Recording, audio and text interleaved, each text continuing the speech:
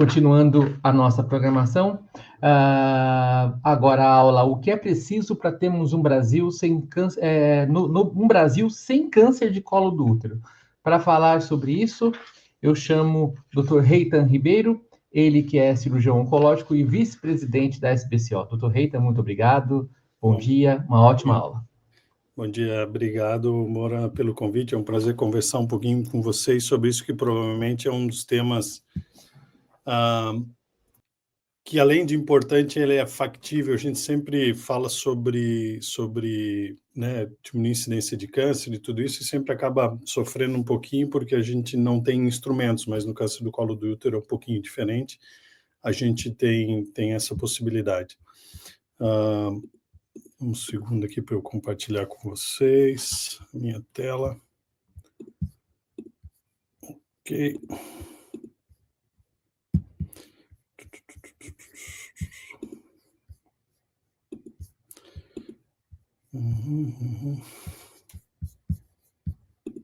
Ele está pedindo para eu entrar e sair de novo aqui. Deixa eu ver se eu consigo.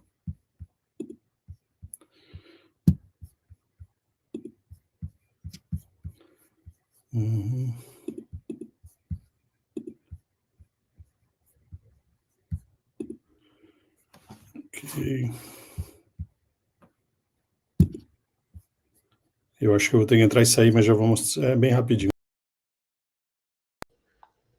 Bom, enquanto o Dr. Reitan está aí trazendo a sua aula, lembrando que logo mais nós teremos aula da nossa colega jornalista da revista Veja, Paula Félix, e também teremos a Paula vai falar sobre como diagnosticar e pautar os temas mais relevantes em oncologia, né, para vocês produzirem suas matérias. Bom, aqui o Dr. Reitan já está aqui de volta.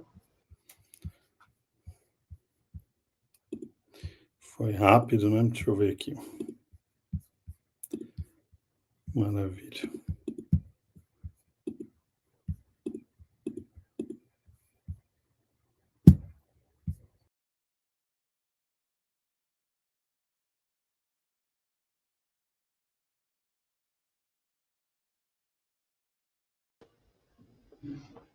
O Dr. Reitan está tendo um pouquinho de dificuldade técnica, vamos aguardar o retorno dele. Após a aula do Dr. Reitan, teremos o Dr. Heber Salvador também, e depois o debate. O Dr. Reitan voltou conosco. Será que agora vai aqui? Deixa eu ver. Maravilha. Bom, estão vendo a minha tela, né, Moura? Desculpa que eu estou sem o retorno.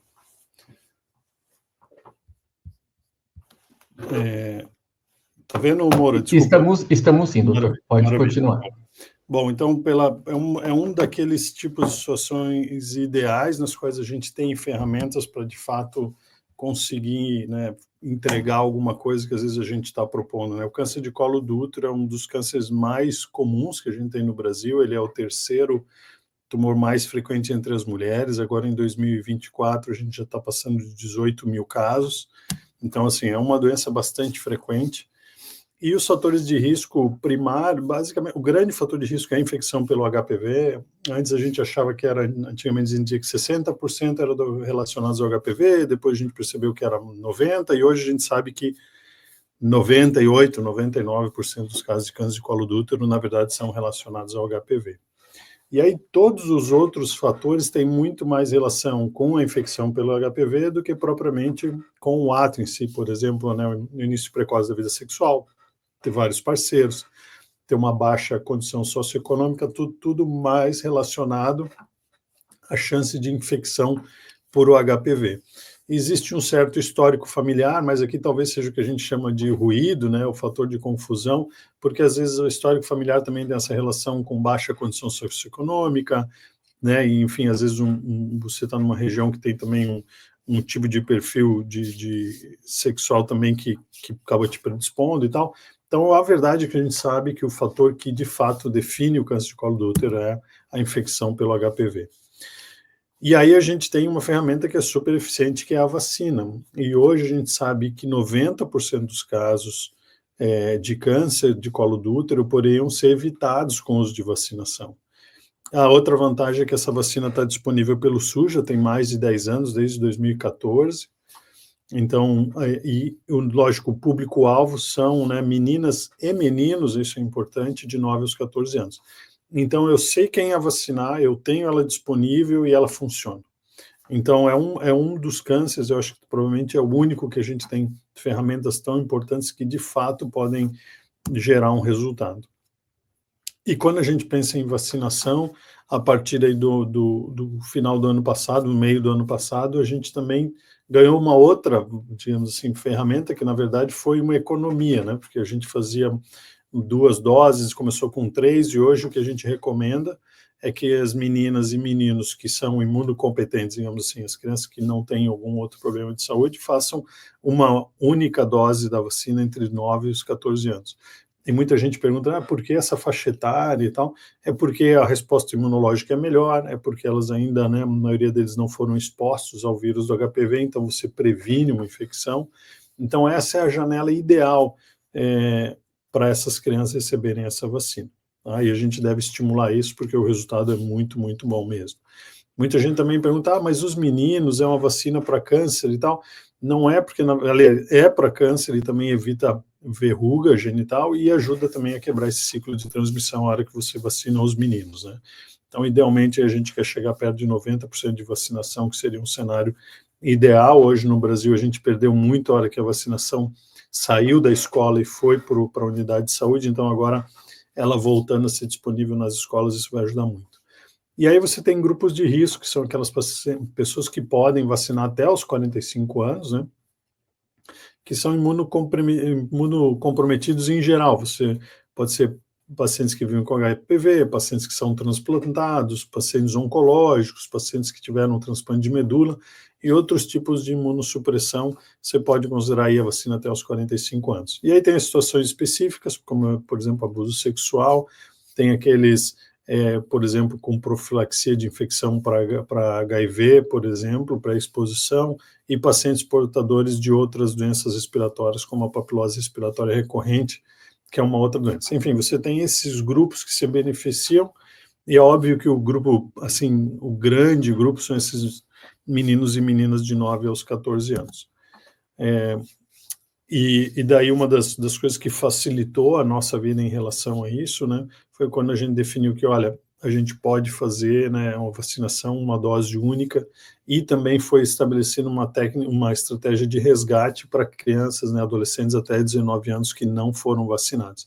Então a ideia, por quê? Porque existem trabalhos mostrando que se eu faço uma vacina única até os 20 anos, também ajuda a proteger essas pessoas. A gente sabe que piora um pouquinho depois dos 14, mas ainda continua sendo muito eficiente até os 20 anos. Claro que, às vezes, esses estudos são feitos com populações que não são exatamente iguais às do Brasil, mas é importante saber que existe essa estratégia de resgate dessas adolescentes e adolescentes que não foram vacinados.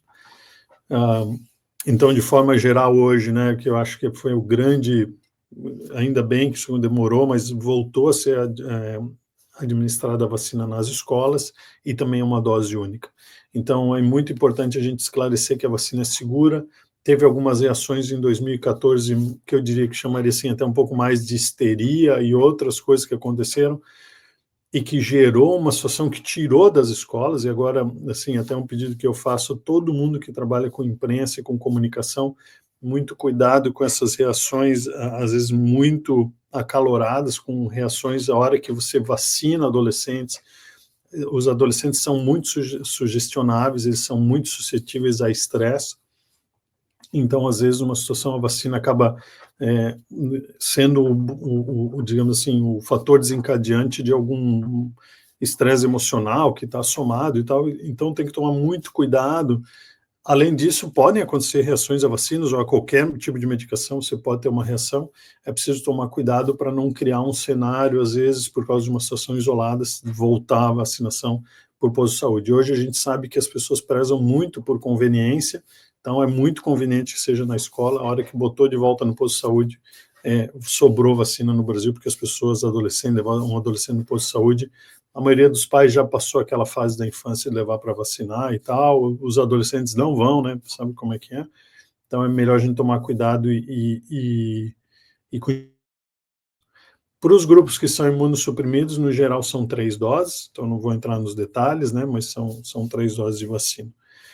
Outra coisa que é muito importante é não esquecer que, enfim, a gente está vacinando, né, essas pessoas e esse resultado a gente vai ver daqui 10, 20 anos, 30 anos.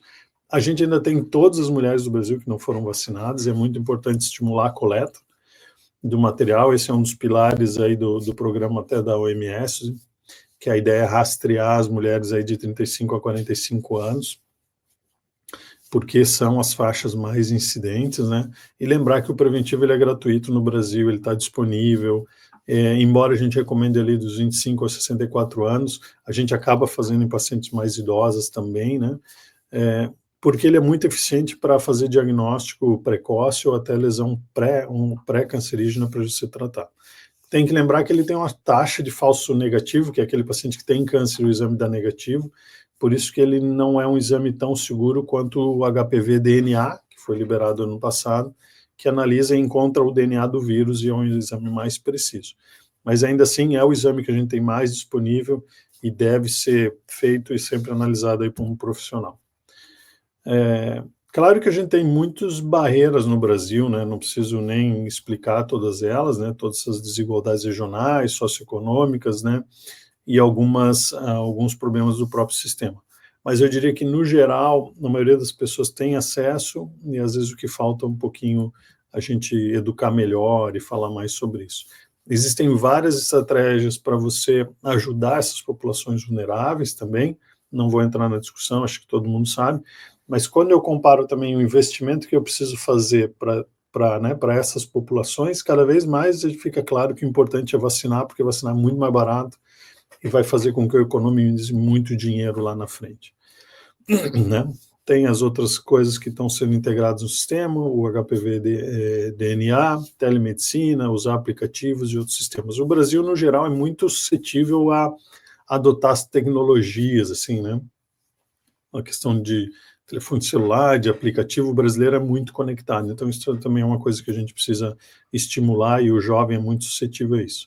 Acho que, no geral, o Brasil tem boas políticas públicas, está disponível a vacina, é a melhor opção que a gente tem um rastreamento que é universal, ele é gratuito, é claro que tem uma questão de acesso, né, que a gente sabe, e, de forma geral, o tratamento do câncer de colo do útero, ele é integral. Agora, integral é com aspas, porque agora a gente começou a ver novos tratamentos chegando que o SUS não tem acesso.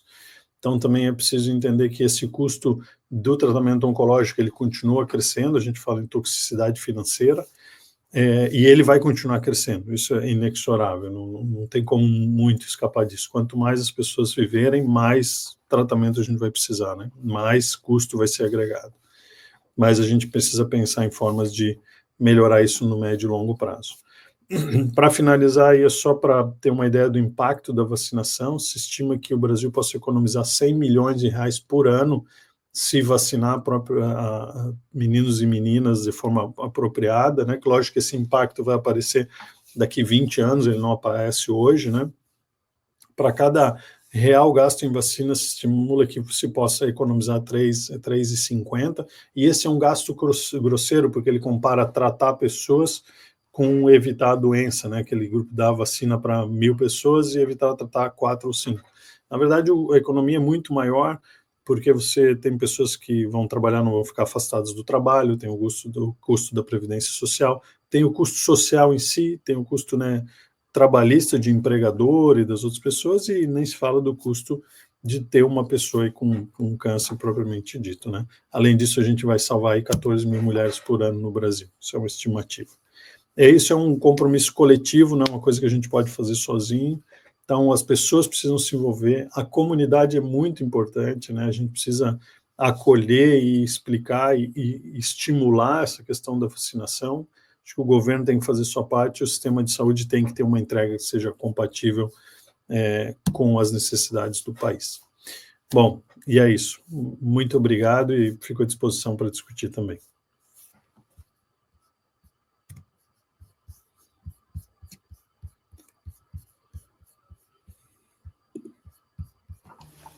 Doutor Reita, muito obrigado. Então, nos vemos daqui a pouquinho no debate.